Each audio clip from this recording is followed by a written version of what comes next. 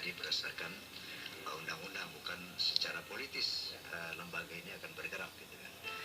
Dan kita yakin itu tidak ada kecurigaan sedikit pun bahwa Kumham akan melakukan trik-trik manipulatif terhadap partai politik, karena sudah berbaik sangka dari awal ya. Ya, karena apa? Sekarang ini kita dalam era keterbukaan ya. Semua masyarakat tahu apa yang terjadi di berbagai macam lembaga politik. Jadi saya rasa tidak mungkin lah. Dan itulah suatu kebanggaan kita bahwa era keterbukaan ini harus kita terus jaga sehingga semuanya tuh berjalan secara demokratis dan secara benar gitu, on the right track lah gitu. Baik, Bang Haji Roma Irama. Terakhir ke Pak Rambe. Pak Rambe, apa yang kira-kira